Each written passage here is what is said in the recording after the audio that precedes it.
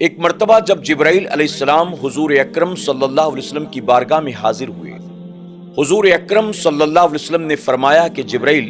کیا تمہارے ساتھ کبھی ایسا بھی ہوا ہے کہ جب تمہیں پوری طاقت کے ساتھ آسمان سے زمین کی طرف اترنا پڑا؟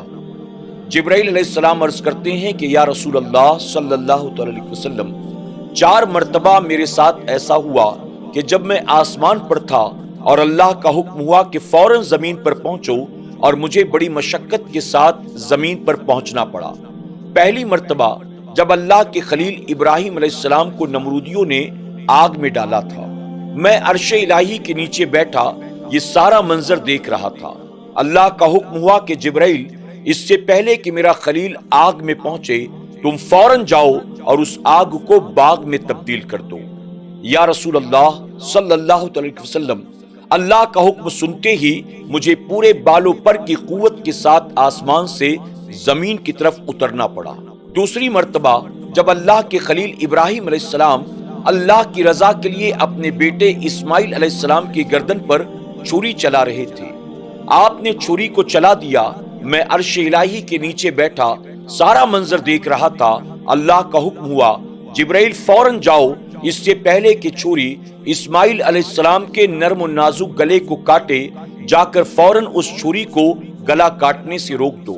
یا رسول اللہ صلی اللہ علیہ وسلم، چھری چل پڑی تھی اور میں آسمان پر تھا، اللہ کا حکم سنتے ہی پوری طاقت کے ساتھ مجھے زمین کی طرف اترنا پڑا۔ تیسری مرتبہ جب اللہ کے نبی یوسف علیہ السلام کو ان کے بھائیوں نے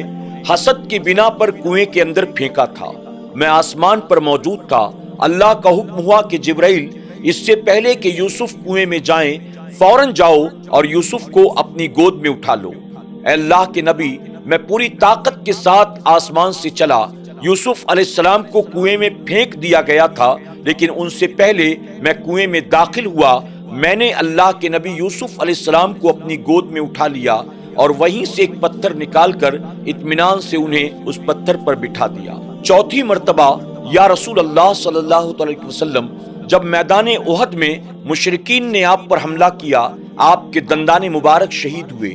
آپ کے دندان مبارک سے خون نکلا، میں عرش الہی پر موجود تھا۔ اللہ کا حکم ہوا جبرائیل، اس سے پہلے کہ میرے حبیب کے خون کا قطرہ زمین پر گرے فوراً جاؤ اور اسے اپنے ہاتھوں میں اٹھا لو۔ اللہ نے فرمایا کہ جبرائیل، اگر میرے حبیب کے خون کا ایک قطرہ زمین پر گر گیا تو قیامت تک زمین پر نہ کوئی سبزہ اگے گا، نہ کوئی درخت پیدا ہوگا۔ میں پورے بالوں پر کی طاقت کے ساتھ زمین پر آیا اور میں نے آپ کے خون مبارک کو اپنے ہاتھوں میں اٹھا لیا ہے۔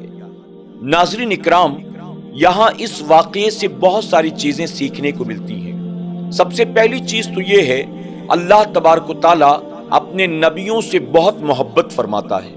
اور دوسری چیز یہ ہے کہ اللہ نے اپنے محبوبین کو وہ طاقت عطا کی ہے کہ وہ پل میں یہاں سے وہاں چلے جاتے ہیں اور کسی کو خبر بھی نہیں ہوتی ہے۔ آپ اندازہ لگائیں، جب جبرائیل علیہ السلام کو اللہ نے یہ طاقت عطا کیا ہے تو اللہ نے اپنے حبیب کو کیسی طاقت عطا کی ہوگی۔